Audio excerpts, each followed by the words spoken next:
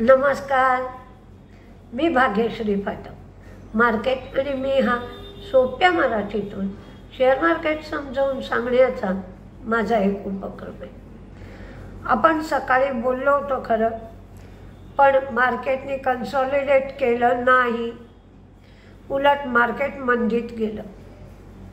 1100 point मार्केटमध्ये मंदी आली. सुरुवातीला मार्केट एवढं पडलं नव्हतं, पण जसा पुन्हा अतिरेकी हल्ला झाला, 3 अतिरेकी पकडले गेले, त्यामुळे वातावरण बदललं आणि पुन्हा मार्केट पडू लागलं. आणि अजून टॅरिफ वॉर संपलंय असंही नाही की आपण सकाळी म्हटलं तसं तो स्वल्पविराम आहे. टॅरिफ वॉरला पूर्ण विराम नाही. त्याचप्रमाणे अमेरिकेने जे भारतावर ॲल्युमिनियम, स्टील या गोष्टीवर टॅरिफ लावलेत, ते टॅरिफ जर रद्द केले नाहीत तर भारत अमेरिकेच्या स्टील आणि ॲल्युमिनियमवर टॅरिफ लावेल. भारत चीनवर पण टॅरिफ लावणार आहे. म्हणजे तोही मुद्दा संपला नाही.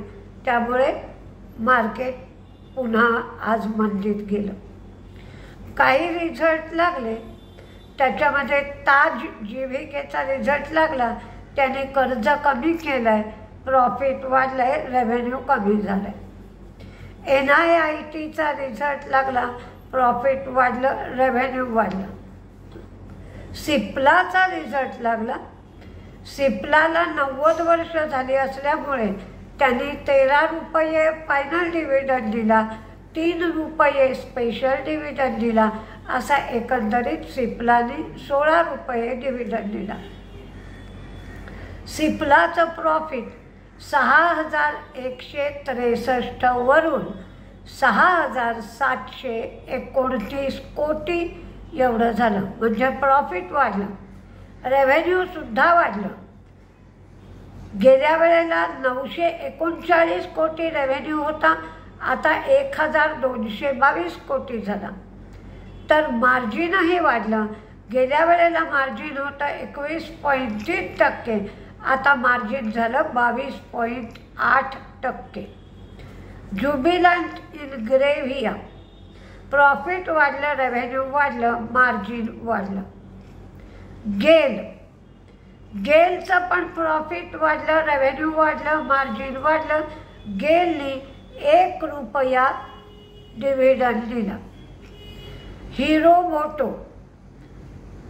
मोटोचं प्रॉफिट वाढलं, रेव्हेन्यू वाढलं, मार्जिन कमी झालं.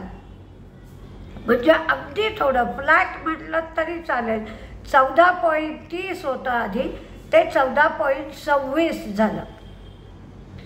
हिरो मोटो कॉर्पनी 65 रुपये 65 रुपीज एवढा डिव्हिडंड दिला.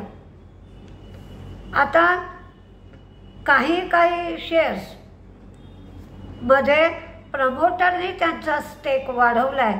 त्याच्यामध्ये Som Distillery, Jindal Steel, IFCI, DB Corp, Trident, Usha Martin या कंपन्यांच्या प्रमोटर्सनी कंपनीमध्ये स्टेक वाढवला आहे.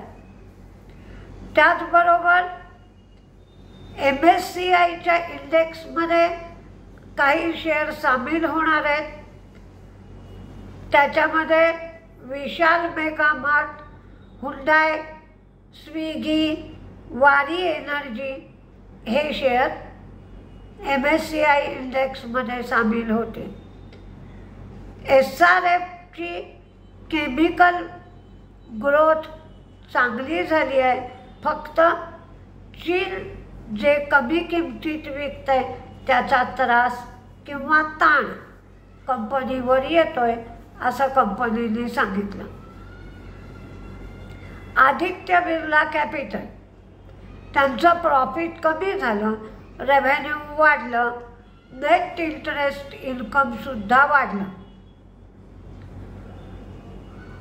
लार्सन अँड टुब्रोला बिल्डिंग आणि फॅक्टरी बिझनेससाठी केंद्र आणि राज्य सरकारकडून 2,500 ते 5,000 कोटी दरम्यान ऑर्डर्स मिळाली. लुपिनने एक नवीन औषध लॉन्च केलं. हे औषध किडनीच्या रोगावर आहे आणि या टॅबलेट्स आहेत टोलवाप्टन. टॅबलेटचं नाव टोलवाप्टन. या टॅबलेट्स त्यांनी अमेरिकेमध्ये लॉन्च केले. मी तुम्हाला सांगितलं की 30 दिवसामध्ये अमेरिकेने टॅरिफ मागे घेतले पाहिजेत. WHO अर्ज केलेला आहे तसा आणि त्यांनी मान्य पण केलं आहे. 30 दिवसाच्या आत टॅरिफबद्दल काही WTOकडे अर्ज केला, वर्ल्ड ट्रेड ऑर्गनायझेशन.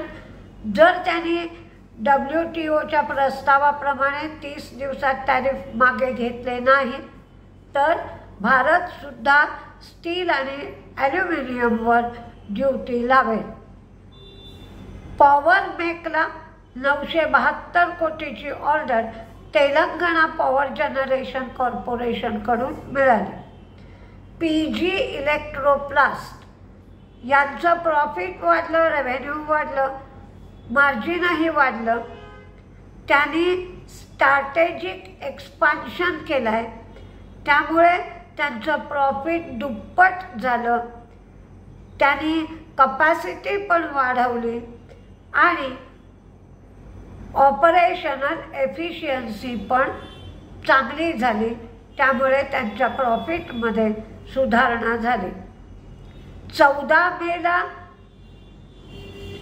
कुठले शेअर MSCIमध्ये सामील होतील त्याची घोषणा होईल आणि 30 मेला हे शेअर सामील होतील. कोरोमंडल, पेटीएम, नायका यांचा समावेश होईल.